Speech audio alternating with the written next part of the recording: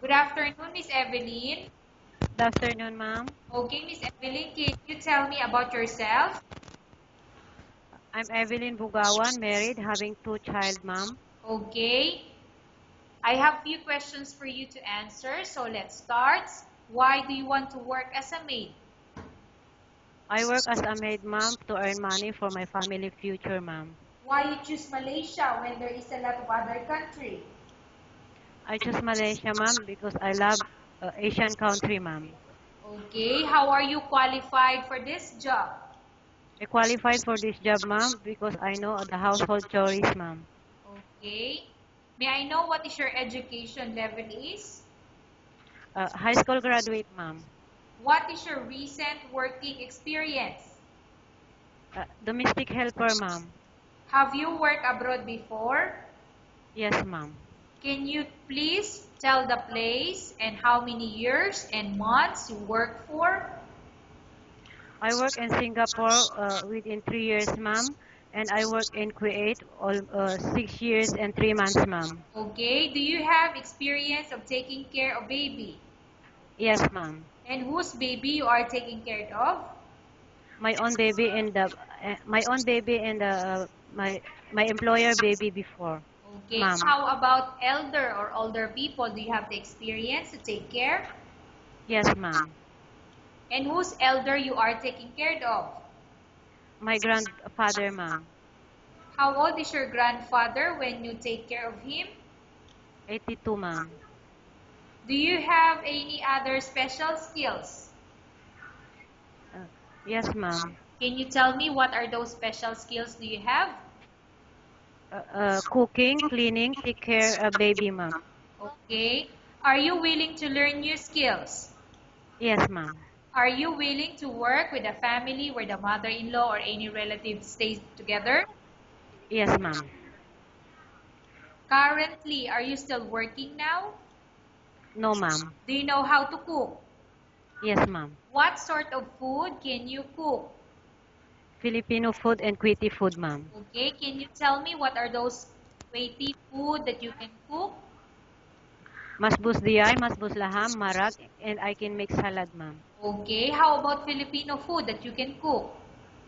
Adobo, mechado, igado, paksiw, ma'am. Okay, are you aware that you will have to do washing, cleaning, ironing, and cooking? Yes, ma'am. From all the house chores like cooking, cleaning, ironing, and washing, which do you like most? Cooking and cleaning, ma'am. If ever you were selected to work in Malaysia, who will take care of your kids? My husband and parents, ma'am. You are not allowed to use handphone or cell phone during working hours. Yes, ma'am. You are only allowed to use handphone or cell phone after you finish all the works and when going to bed. Yes, ma'am. You are strictly needed to surrender the handphone to your employer in the morning, and your employer will return back to you once you're going to bed. Yes, ma'am. If every employer finds out that you're abusing of using your handphone and it's affected your work performance, your employer will confiscate your handphone and you're not allowed to hold it anymore. Instead, your employer will allow you to call to your family 3 times in a month. You're only allowed to bring normal phone and you're not allowed to bring smartphone. Are you agreed for the terms and condition? Yes, ma'am. Are you agreed to the rules and regulation for the handphone? Yes, ma'am. How many years is the contract as you agreed and understand? 2 years, ma'am. Can you describe for me your ethics or your attitude? I'm hardworking, honest, and disciplined, ma'am. Okay. How can you assure to us that you will work hard in Malaysia? I promise to finish my contract, ma'am. Can you promise not to use the telephone without the permission of your employer? Yes, ma'am. Can you promise not to put on makeup but to dress properly while work? Yes, ma'am. Can you promise not to invite friends and relatives without the consent of your employer? Yes, ma'am. Can you promise not to ask for advance salary from your employer under any circumstances? Yes, ma'am. Do you really understand of the rules and regulation of the agency? Yes, ma'am. Do you pay any placement fee for you to come to Malaysia to work as a maid? No, ma'am. Do you have any history of sickness, example breast cancer or any other illness? No, ma'am. Do you suffer from any skin diseases, allergy, or physical defect? No, ma'am. Have you suffered from any serious illness? No, ma'am. Do you smoke? No, ma'am. Do you have any tattoo in your body? No, ma'am. Do you take any prohibited drugs before? No, ma'am. Have you undergone any operation or surgery? No, ma'am. Are you medically fit? Yes, ma'am. Are you in any medication? No, ma'am. Are you allergic with any food?